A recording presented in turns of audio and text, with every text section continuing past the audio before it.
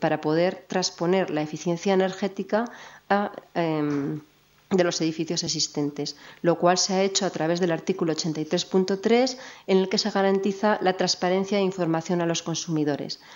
Un edificio es un bien a consumir y cualquier consumidor, cuando lo vende, lo alquila o lo compra, tiene derecho a una transparencia e información de ese bien, por lo que es necesario siempre un certificado de eficiencia energética al respecto.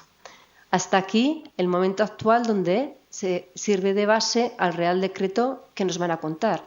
Pero después de esto, la Unión Europea sigue dictando directivas en cuestiones medioambientales, porque ve que es muy complicado llegar al nivel de emisiones que estamos a los acuerdos de Kioto. Entonces ha vuelto a plantear, hay una nueva directiva, la directiva del 2012, la 27 del 2012, del Parlamento Europeo, que os voy a comentar, a esbozar, porque es nuestro futuro al que tendremos que adaptarnos. Esta directiva es de octubre, entre que entra en vigor al final en diciembre, o sea, es muy reciente. Los objetivos de ella son reducir los consumos de energía primaria, las importaciones de energía y las emisiones de CO2 e impulsar el crecimiento económico, además creando empleo.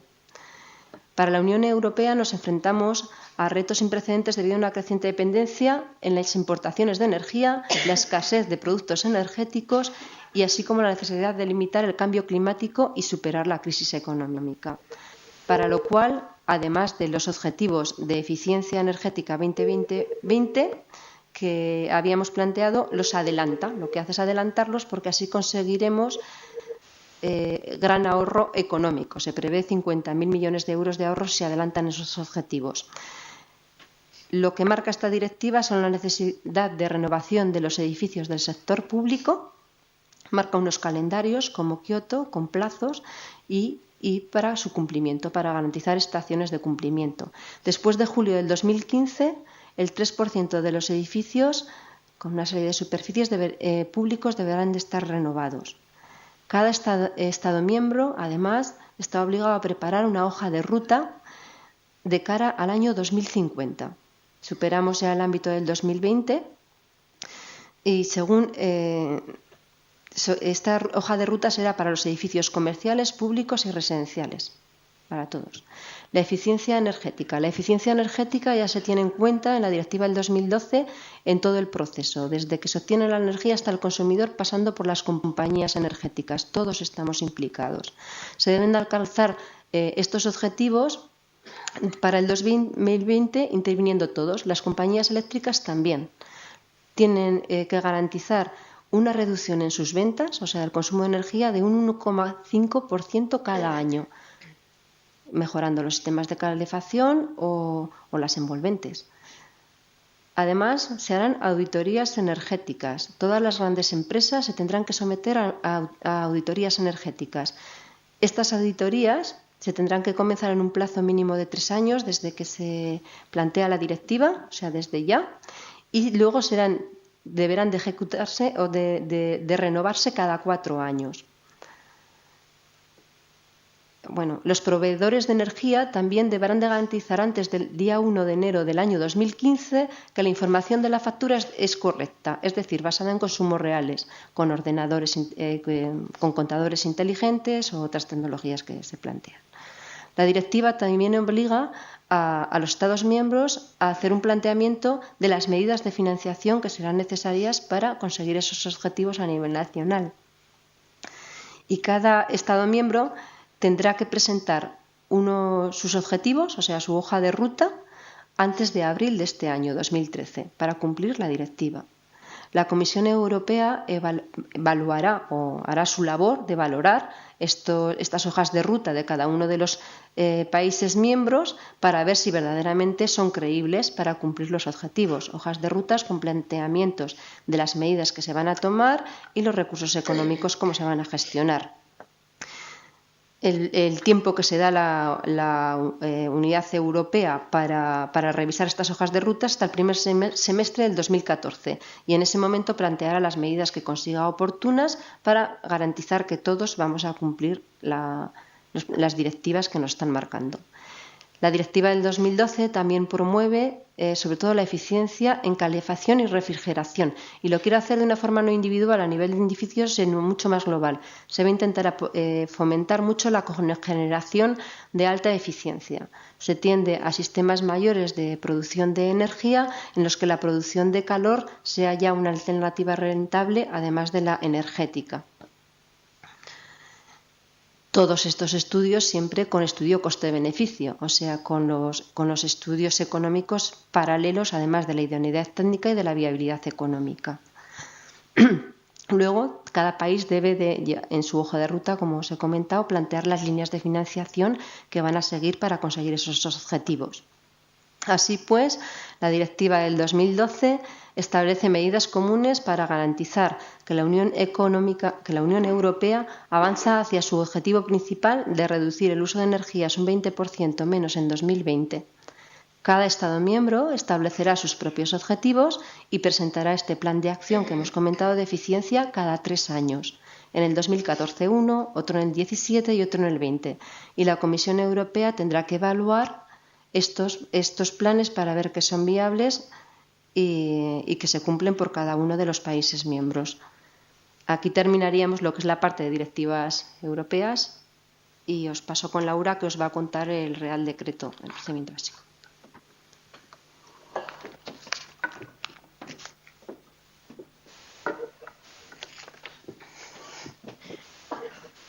Bueno, por no alargar demasiado esta primera parte, voy a intentar ir un poco ligera en el procedimiento básico, que no está aprobado. Quiero recalcar que en principio el que está vigente es el Real Decreto 47 de 2007.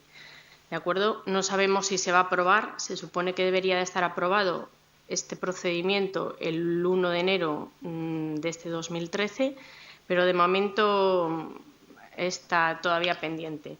Como nos ha dicho Belén, estos reales decretos salen por transposición de las directivas europeas, la de 2002 del 91, que se transpuso en el Real Decreto, en el Código Técnico, en el de certificación energética de los edificios nuevos, que es el que tenemos vigente, el 47 de 2007, que solo se transpuso en nuestro caso para edificación nueva, y en el RITE.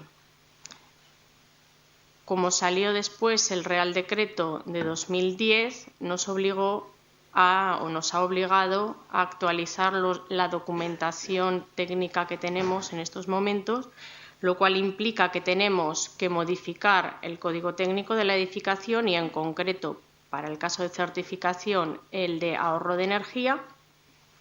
Tendríamos que modificar el Real Decreto 47 de 2007 y tendríamos que modificar el RITE. A esto simplemente os voy a apuntar que tenéis si os metéis en Internet, no equivocarse, porque en febrero, salió a exposición pública un proyecto de Real Decreto para la certificación energética de edificios existentes. En un principio se planteó el modificar independientemente, o sea, modificar el Real Decreto 47 de 2007, actualizarle a la normativa europea del 2010 y después hacer una normativa exclusiva para edificios existentes. Eso se lo debieron de pensar mejor y entonces decidieron en junio refundir la normativa 47 de 2007 con la de edificios existentes y crear este nuevo borrador, que es el que yo os voy a presentar y que en principio ya implica la derogación de ese que no se llegó ni a aprobar, el que aparece en la web de febrero, ¿de acuerdo? Entonces, el último es el de proyecto de Real Decreto para la certificación de la eficiencia energética de edificios. Incluye nuevos y existentes. Este Real Decreto está prevista que su entrada en vigor sea al día siguiente de su publicación en el Boletín Oficial del Estado. Esta aprobación de este Real Decreto implicaría que se derogaría el decreto vigente en estos momentos 47 de 2007 para certificación energética de edificios nuevos. La finalidad del nuevo decreto, en principio, es igual que la del 47 de 2007, que es promocionar la eficiencia energética de los edificios, informar objetivamente a los compradores y a los usuarios de las características energéticas que tienen los edificios, certificarlos para poder así valorar y comparar las prestaciones de unos respecto a otros. El ámbito de aplicación del nuevo decreto sería un refundido del 47 con alguna pequeña modificación. O sea, serían los edificios de nueva construcción, como tenemos ahora, las reformas o rehabilitaciones grandes de una superficie superior a los 1000 metros cuadrados y con renovación de más del 25% de los cerramientos. Esto quizá pueda modificarse porque, como muy bien nos ha explicado Belén, ha salido un Real Decreto nuevo y seguramente este tenga que actualizarse en algunos puntos. Seguramente este sea uno de los puntos en los que tenga que actualizarse, porque ya el borrador del nuevo HE esto lo amplía a todos los edificios, no lo amplía con una restricción de 1000 metros cuadrados, sino todos los edificios, sin limitación de superficie, lo cual vendría a mejorar esta pequeña contradicción que en estos momentos existe y que ya existía con la normativa 47 de 2007, en el que en uno de los artículos nos decía que los locales, si nosotros no los definíamos perfectamente en el proyecto de edificación, antes de poderlos abrir, tendrían que tener un certificado de eficiencia energética. Pero esto se contradecía con lo que nos decía en otro de los artículos, en este de, bueno, si la superficie, si tú rehabilitas y la superficie no es superior a los 1000 metros cuadrados, estás exento de certificar. Entonces, bien, y si el local, cuando yo lo abra, lo considero como una parte, como la rehabilitación de una parte del edificio, y resulta que este local no tiene una superficie superior a 1000 metros cuadrados, entonces, ¿qué hago? ¿Certifico o no certifico? Bueno, seguramente esta contradicción quede resuelta con esa modificación, porque si no estaría en contradicción este Real Decreto con el nuevo borrador que luego se explicará Miguel Ángel de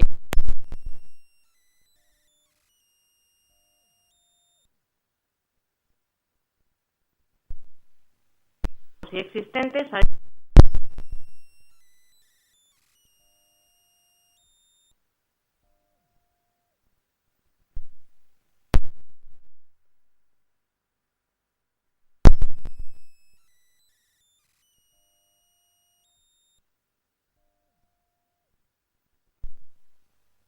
Que tuviesen que certificarse los edificios públicos, y los nuevos se certificaban, pero obligatoriamente su exposición tenía que ser a partir de los 1000 metros cuadrados. En este caso, la normativa es más restrictiva y en los edificios existentes va a tener que ser a partir de los 250 metros cuadrados. Los nuevos, evidentemente, todos. Como exclusiones tenemos las mismas exclusiones que aparecían en el Real Decreto 47 de 2007 y en el Código Técnico de la Edificación. Quedarían exentos los edificios abiertos, monumentos protegidos, religiosos, etcétera, etcétera. Como novedad tenemos que quedarían excluidos los edificios que se compren para su demolición, entendiendo o entendemos que se debería de especificar un poquito más que nada para no crear problemas de personas que, bueno, pues la picaresca que tenemos. Vamos a comprar un edificio para su demolición, con lo cual me evito el tema de la certificación energética, dejo pasar un periodo de tiempo y después pues lo rehabilito. Creemos que debería de incorporarse alguna matización decía, bueno, yo compro un edificio para demoler y en un momento determinado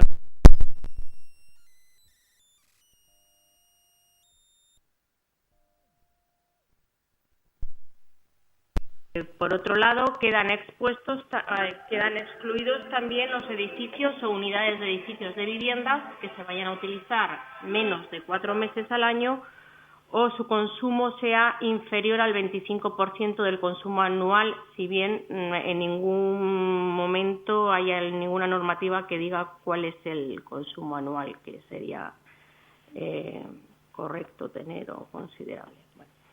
El proceso de certificación, como tal, comenzaría, lo primero que tenemos que hacer es calificar eficientemente los edificios, posteriormente comprobar esa calificación y, por último, emitir un certificado.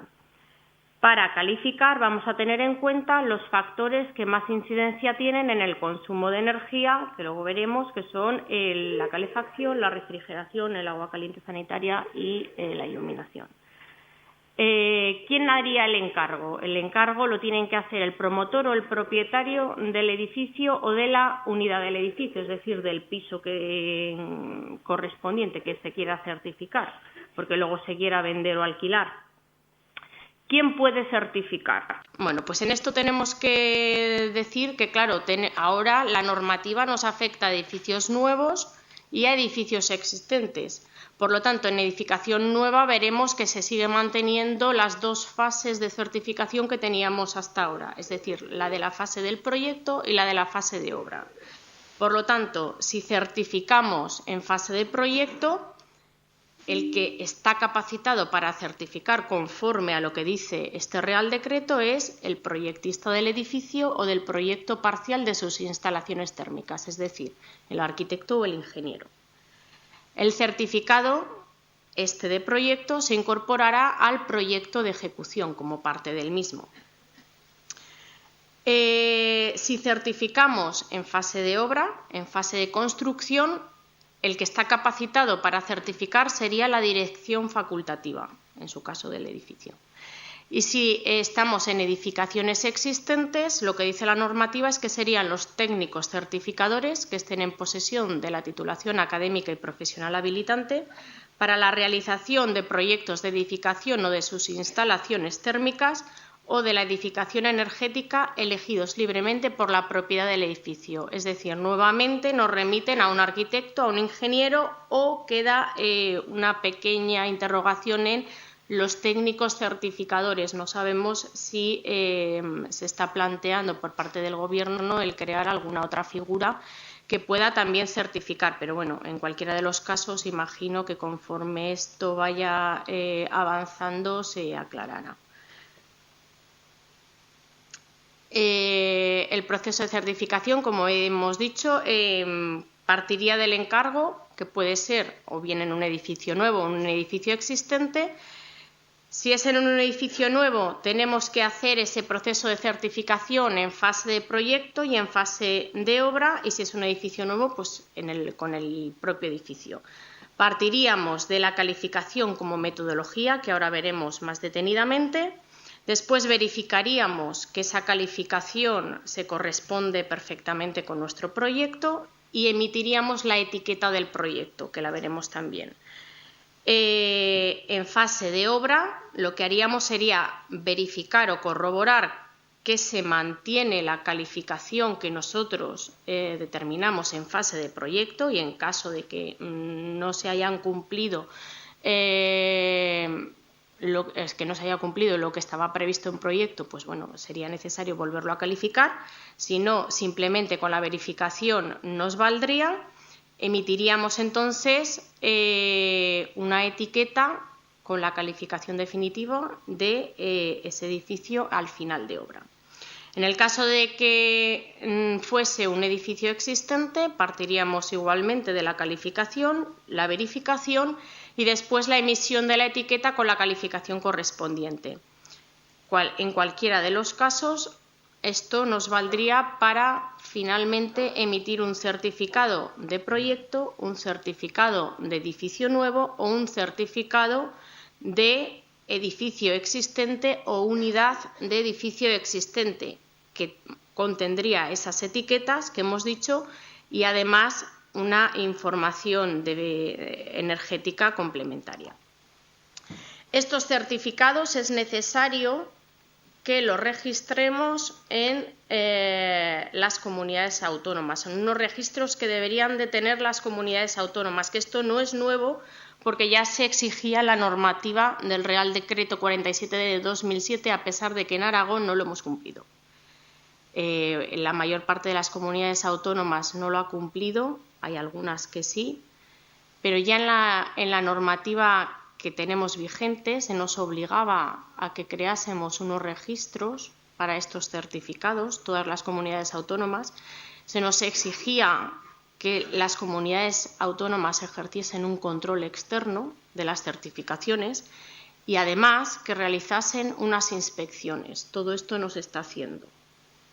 Entonces ahora llega este nuevo decreto y nos da más fuertemente, nos lo empieza a restringir más, porque si no estamos cumpliendo la normativa vigente, entonces el control externo implica que directamente la comunidad autónoma o en un agente independiente en el que deleguen deberían de inspeccionar un tanto por ciento, una estadística significativa de los certificados de eficiencia energética que se están expidiendo y comprobar las calificaciones. En el caso de que no estén de acuerdo con esas calificaciones, se les daría un periodo de alegación y si la alegación no convence, se quedarían con la calificación energética que haya dicho el técnico de la comunidad autónoma correspondiente.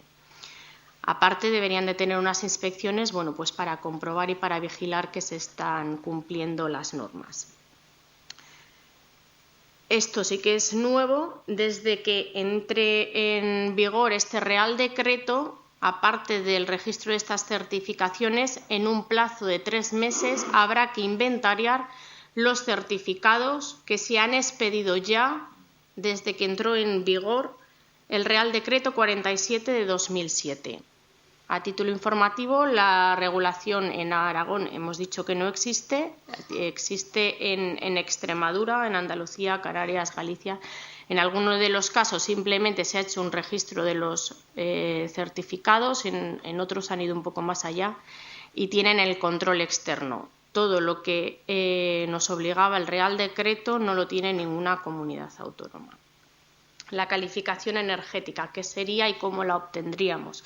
Esto es exactamente igual que lo que tenemos actualmente en vigor, lo que tenemos en el Real Decreto 47/2007. La calificación energética sería la expresión que consideraría el consumo de energía necesario para satisfacer la demanda energética del edificio en unas condiciones normales de funcionamiento y ocupación.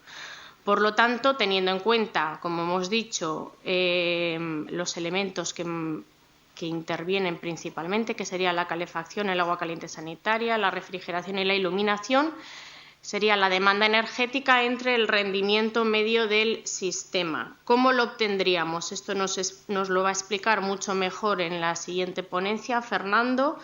Tenemos exactamente lo mismo que tenemos actualmente como opciones nuevas, que sería la opción general de carácter prestacional, que es un programa informático oficial. Nos dan las dos opciones. Puede ser que utilicemos el programa informático oficial o uno alternativo que esté reconocido y que esté registrado, que cumpla lo que se establece en el anexo 1 de la normativa.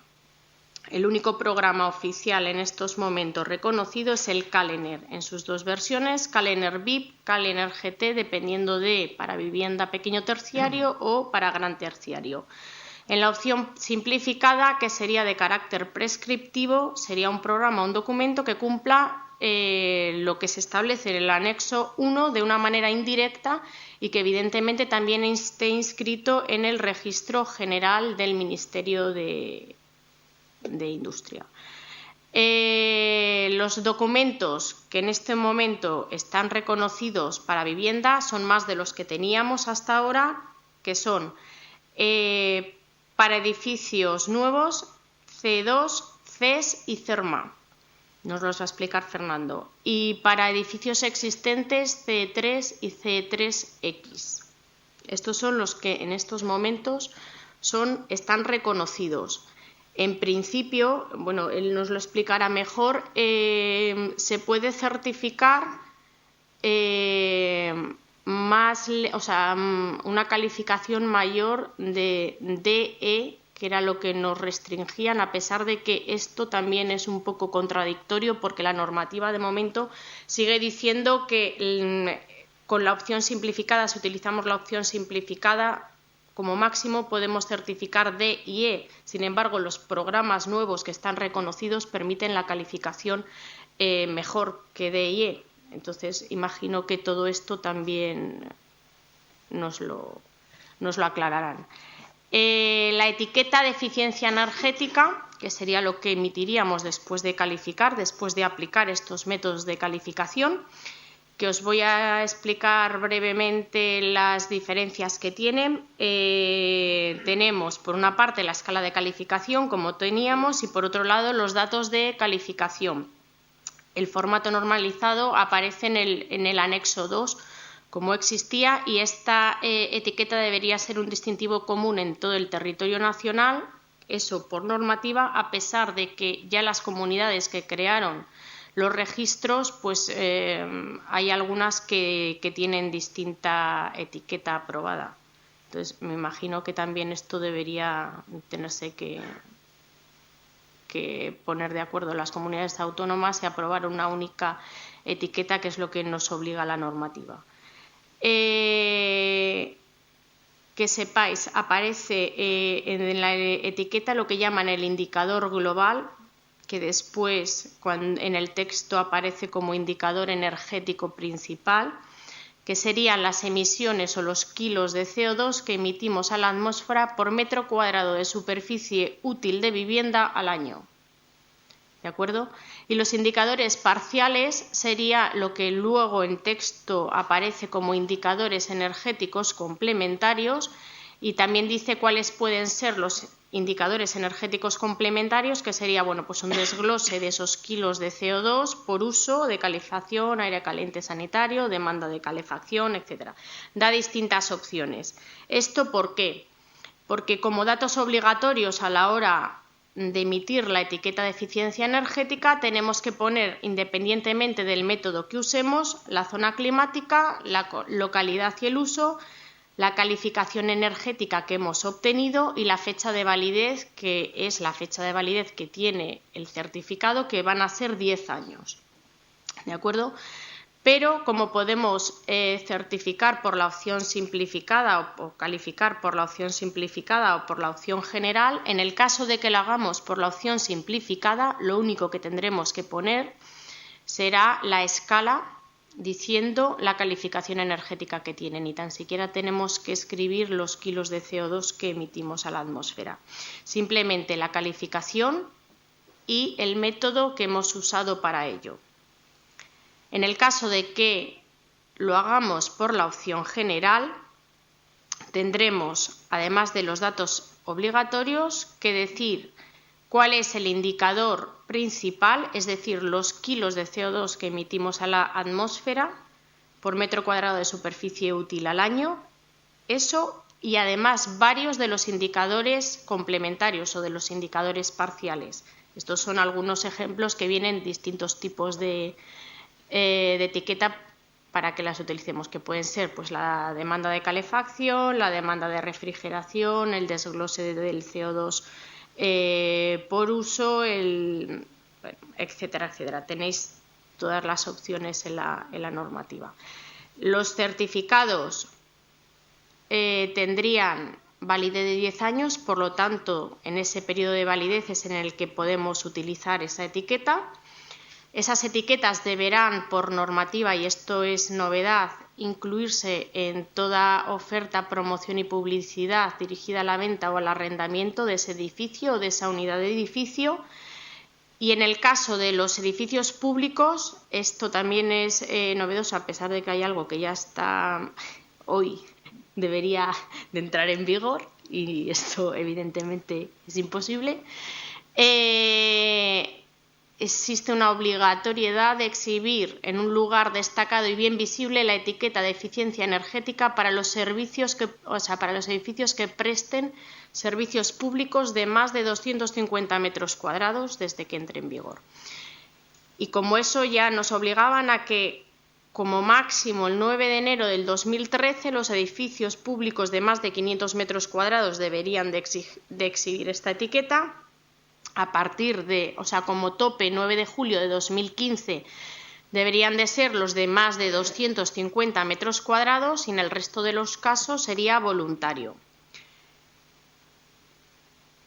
Una vez que tenemos la etiqueta, emitimos el certificado, que son los que tenemos que registrar, que sería el resultado de todo este proceso de certificación y que tendría, además de la etiqueta, una información sobre las características energéticas.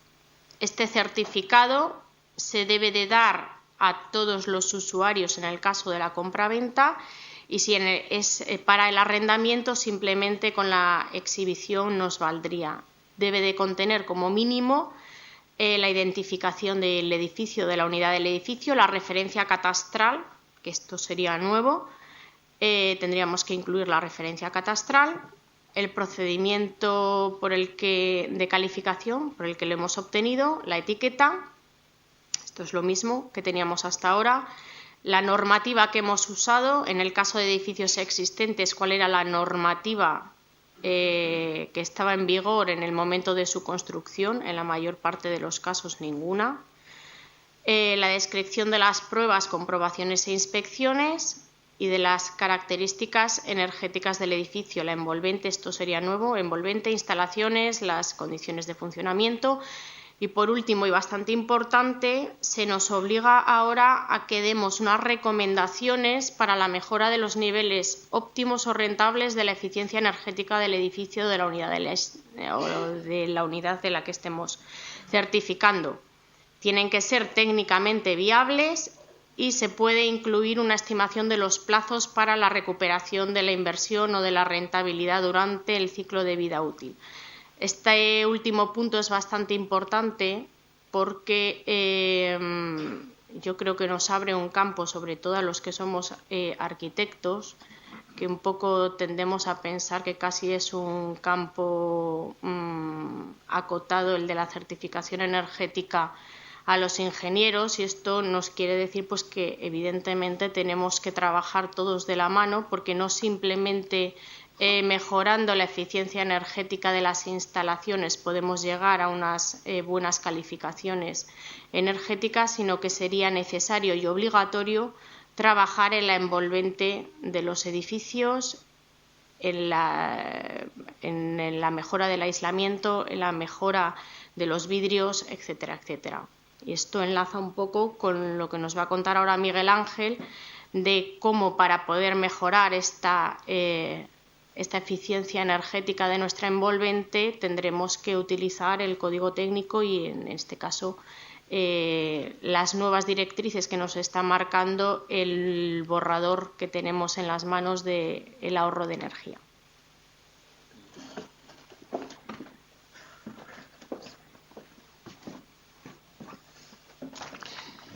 Bueno, pues ya para concluir, vamos a explicar brevemente en qué consiste el borrador que se aprobó en julio del año pasado, que modifica lo que es el actual código técnico, el documento básico de ahorro de energía que se aprobó en el 2006, pues en este camino hacia la reducción de consumos, que han explicado muy bien Belén y Laura, pues nos van a ir, ya por las directivas europeas, nos van a ir acortando y reduciendo lo que son los consumos. Y a través de la normativa, y ya el primer paso fue en el 2006, bueno, pues ahora ya en la normativa del Código Técnico del documento básico del ahorro energético se ha hecho ya un borrador en el 2012, en julio, y la idea es aprobarlo pues ya inmediatamente pues en este trimestre de este año, aprobarlo, con lo cual pues vamos a ir encaminados a esa reducción de consumo. ¿Cuáles son las diferencias que tenemos en el vigente al que posiblemente se aprobará a principio de este año? Bueno, pues hay unas diferencias importantes. Primero, lo que es el ámbito de aplicación, que antes se reducía en las rehabilitaciones cuando había más de 1.000 metros cuadrados, pues ahora se elimina. Con lo cual, en cualquier intervención, por pequeña que sea, ya tenemos que cumplir lo que es el ahorro de energía. Luego también, en cuanto a lo que es el consumo, ya no nos dejarán, cuando se apruebe, que de momento no se ha aprobado, pero vamos, la previsión es que se apruebe próximamente, ya no nos dejarán hacerlo lo que es el método simplificado con los valores límites. Ya no será válido, sino que hay que hacer y calcular una demanda energética, el límite en calefacción y refrigeración mediante una comparación de un edificio de referencia. Es decir, que ya nos plantean unos límites de consumo energético, tanto en calefacción como en refrigeración. Por ejemplo, en la zona D, que son las capitales de Huesca, Teruel y Zaragoza, la demanda energética límite que se va a emitir en calefacción son 27 kilovatios por metro cuadrado año en vivienda en bloque y 47 kilovatios metro cuadrado año en vivienda unifamiliar.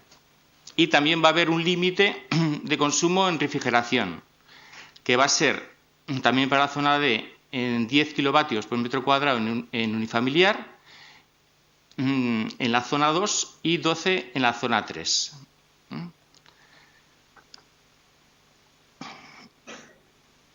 Luego también va a haber un cambio importante que enlaza con la certificación. O sea, porque ya no se va a emitir la calificación D y E. O sea, ya quedan excluidas y entonces ya va a ser obligatorio, en el momento que se apruebe, que la calificación energética que tenga un edificio sea como máximo tipo C. O sea, que puede ser A, B o C. Con lo cual es mucho más restrictivo en cuanto a exigencias de esa calificación.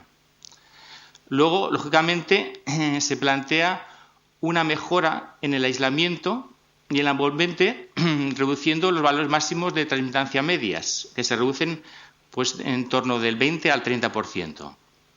Por ejemplo, en medianeras, actualmente el vigente se emite 1 vatio por metro cuadrado y se plantea reducirlo a 0,75, o sea que hay un 25% de aumento de aislamiento.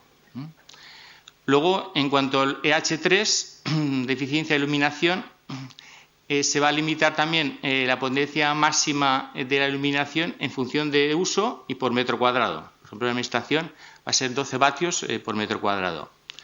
Luego, en el EH4, de contribución solar mínimo de agua caliente sanitaria, pues también en el borrador ha incluido un plan de vigilancia y de mantenimiento, que ahora no había como obligatorio.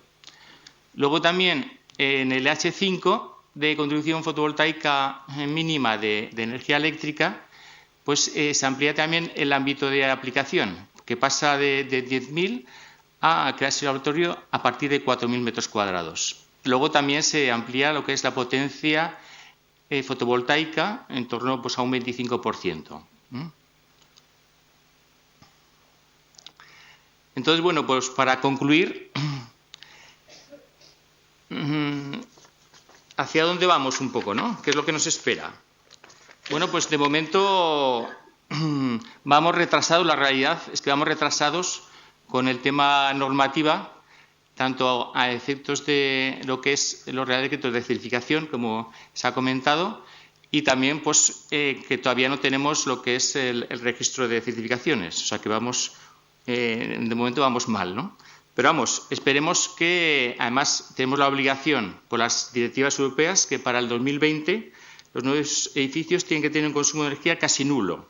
Además, eso, hay amenazas también de sanciones si no lo cumplimos. Entonces, la previsión deseable pues será eso, que que haya un consumo energético y que en una vivienda unifamiliar pues sea como máximo pues 15 kilovatios en metro cuadrado año, con una bombete bien aislada. Que la calificación, lógicamente, ahora estamos, el próximo paso va a ser C, pues ya para el 2020 seguramente ya será el tipo A obligatorio ya. Luego, lógicamente, las instalaciones térmicas pues cada vez sean más de alta eficiencia energética, lo mismo que lo que es el agua caliente, que se tenga que resolver con energías renovables. La energía necesaria no se obtendrá de los combustibles fósiles, sino de las energías renovables, fotovoltaicas, biomasa y geotérmica. Luego, pues los espacios esperemos sean más saludables, teniendo en cuenta el aspecto social y el ciclo de vida de los materiales. En las viviendas que tengan un sistema sencillo de regulación y control. Luego, pues el diseño urbano debe incluir la creación de espacios para la interacción social y mejorar el microclima urbano. Y hay que aprovechar las infraestructuras existentes con la rehabilitación eficiente y saludable. Y nada más. Por último, pues agradecer vuestra atención. Muchas gracias. Muy bien.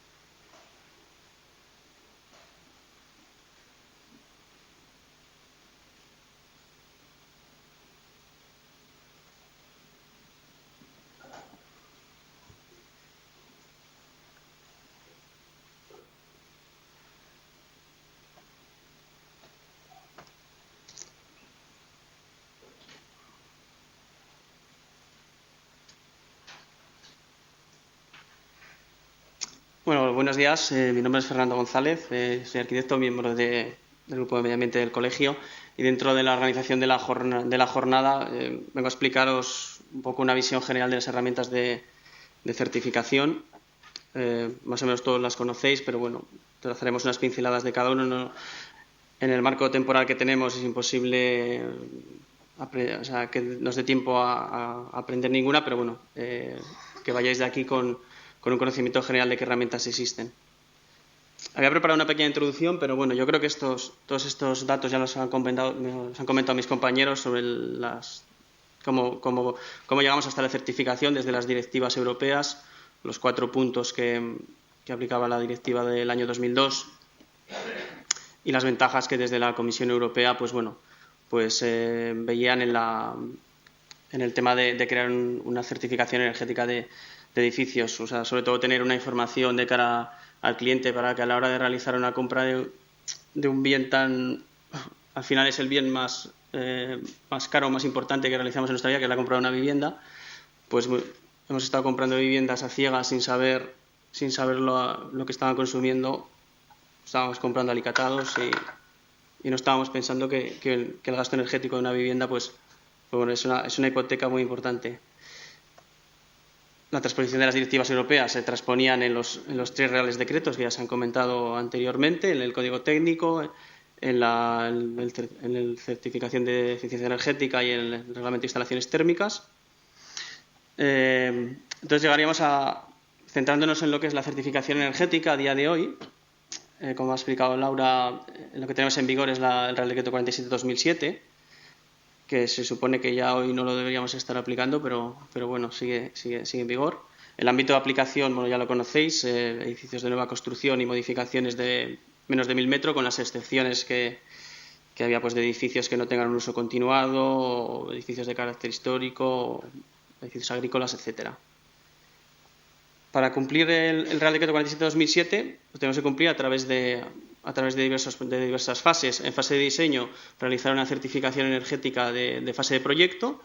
En fase de construcción, llevar un seguimiento de la obra para comprobar que lo que se realmente figura en el proyecto y con lo que hemos hecho el certificado se está ejecutando de esa manera. Y en fase de edificio acabado, pues si no hemos hecho ninguna modificación de aislamientos o de sistemas constructivos o de instalaciones, pues el mismo certificado que hemos hecho en fase de proyecto nos serviría. Y si por lo que sea en fase de obra hemos considerado necesario pues aumentar los niveles de aislamiento del edificio, pues lo incorporaríamos en el nuevo certificado de final de obra que que sería el que, digamos, se debería presentar, digamos, al registro autonómico existente. ¿Qué nos decía el Real Decreto 47/2007? Pues digamos que podíamos justificar la certificación de eficiencia energética de un edificio a través de un método general o de una opción simplificada. El método general, la opción de los Kallener, y la opción simplificada era una opción que podíamos aplicar en aquellos casos que nos lo permitía también el H1, que era en casos en los que tuviésemos la superficie de huecos no fuese superior al 60% en las fachadas y los lucernarios el 5%. En caso contrario, teníamos que ir siempre al método general. De los dos métodos generales, el Kallener se desglosaba en Kallener VIP y Kallener GT con las dos aplicaciones, el vivienda de pequeño terciario del VIP y el gran terciario del GT. Con el método simplificado solo podíamos hacer viviendas y solo podíamos obtener la calificación de IE. A la vez que en el contenido del Real Decreto ya está establecido, digamos, que se pueden utilizar los programas oficiales, digamos los Kallener, o programas alternativos que permitan, digamos, con una metodología propia, obtener una certificación energética. Este sistema para realizar estos programas reconocidos, claro, se deberían realizar, o sea, al final no dejan de ser una empresa, una institución que genera una aplicación, un software, dentro del cual tiene que haber una arquitectura, o sea, y unos parámetros sobre qué calificar. Para eso se crearon estos documentos que presentó el IDAE, que son documentos reconocidos, que están publicados, en los que pues explica los procedimientos de los tipos de opciones de certificación de viviendas, las memorias de cálculo, condiciones de aceptación de programas alternativos al IDER Kallener. A día de hoy no hay ningún procedimiento alternativo al IDER Kallener por el método general. Y también pues, otro tipo de documentos como simulaciones de las instalaciones térmicas o aspectos relativos con pequeños y medianos terciarios. Al mismo tiempo que existen los documentos reconocidos de iniciativa, digamos, ministerial, existen otros documentos reconocidos que son los que, digamos, que presentan las empresas cuando generan un procedimiento nuevo. Pues, por ejemplo, pueden ser como el documento C2, que es un documento simplificado para certificación de viviendas.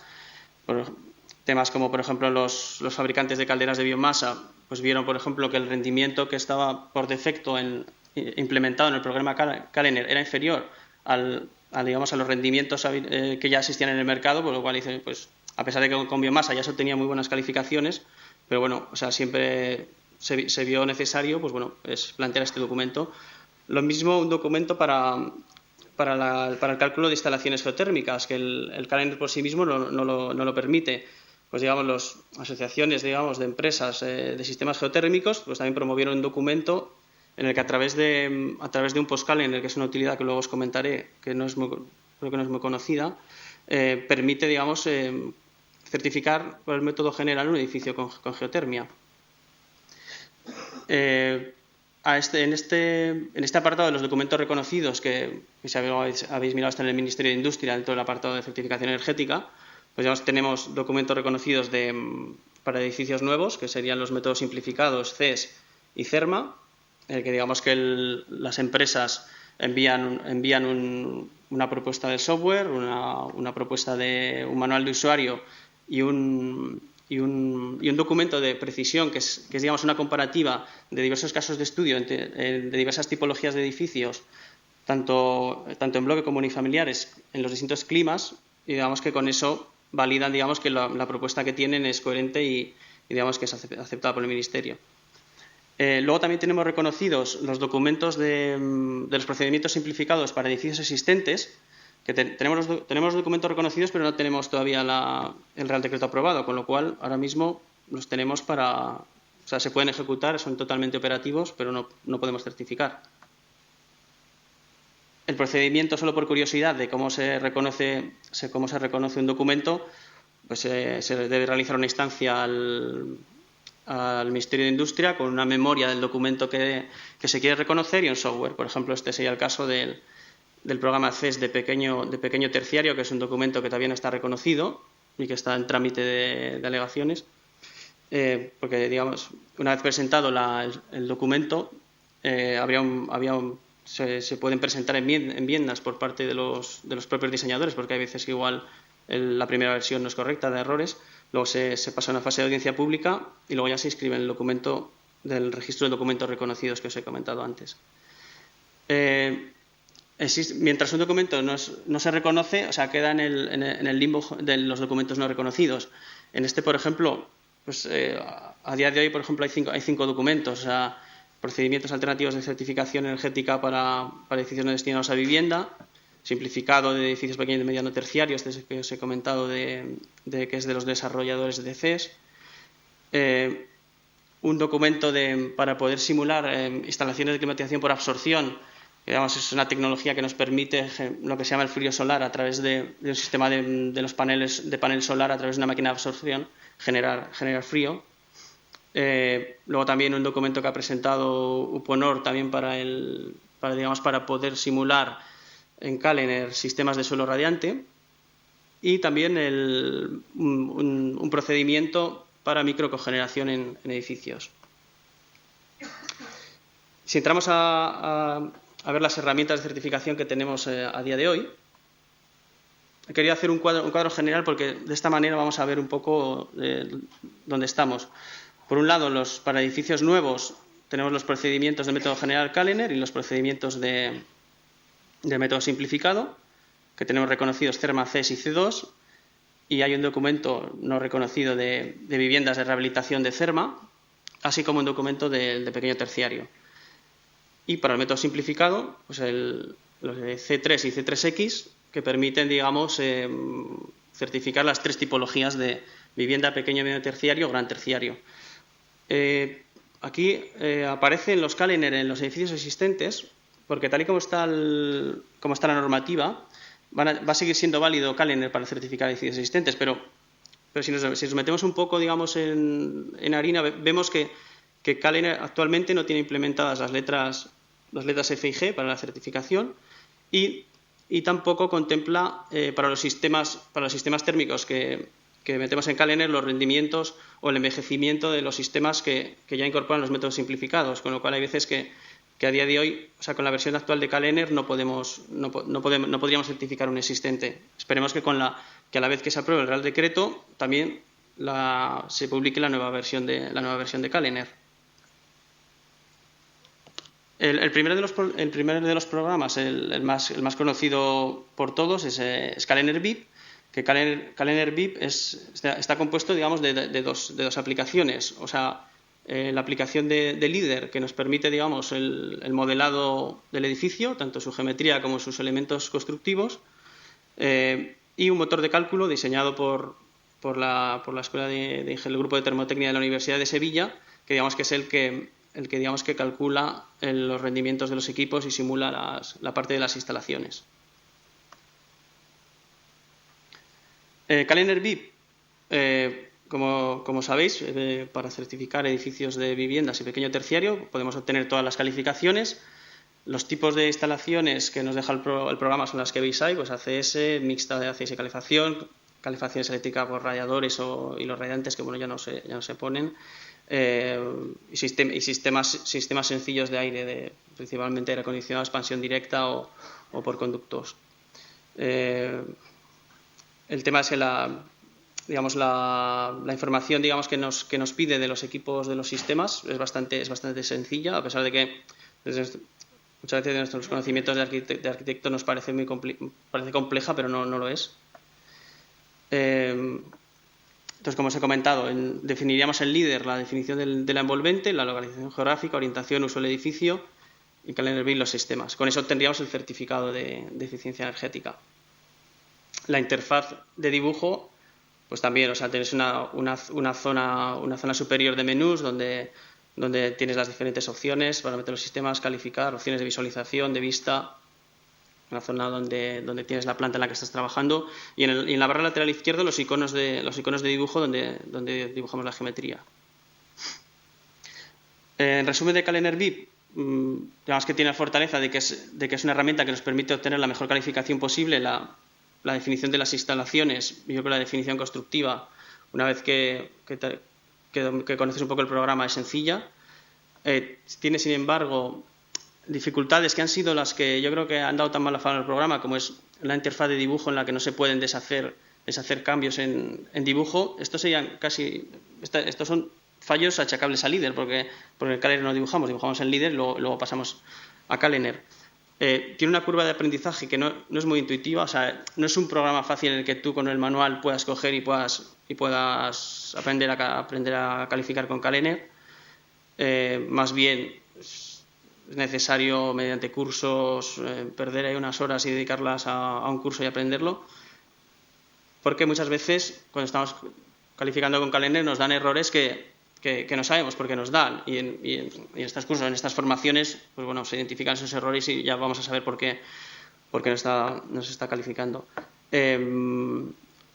Como pegas también que requiere, si el edificio si adquiere mucha complejidad, el tiempo de simulación, dependiendo de los equipos, ya empieza a ser importante, y que las modificaciones que hagamos en el edificio, o sea, al contrario que en los métodos simplificados, en los que podemos jugar muy fácilmente con modificaciones de los cerramientos, de los materiales, y rápidamente, una simulación muy, muy rápida, poder verlo, en Kalener no tenemos esto. Si entramos a Kalener GT ya sería un programa completo en el que podemos dibujar y meter las instalaciones a la vez. Pero bueno, dibujar en Kalener GT, si alguna vez lo habéis intentado, es bastante complejo, o sea, porque hay que meter los puntos por coordenadas, y aún estamos todos habituados al dibujo en CAD y al dibujo en planta, y en la importación, pues o dibujar con plantillas, pues es complejo. Así que lo mejor es importar desde Leader, o sea, podemos dibujar un edificio dibujarlo en Leader y exportarlo a Kalener GT. Para eso es importante saber que no podemos hacer, o sea, cuando definimos una planta en Kalener, en Leader, no debe tener más de 30 vértices, porque si no, no nos la importará, y que si hemos generado elementos de sombra en el edificio tampoco los importará y les tendremos que generar nuevo. La definición de instalaciones, pues lo mismo, definimos las mismas instalaciones que en Kalener VIP. En este caso, la instalación de iluminación es obligatoria, no como en Kalener VIP, que solo la metíamos en instalación de iluminación en pequeño terciario. Y bueno, como en Kalener GT, pues nos permite obtener todas las calificaciones posible.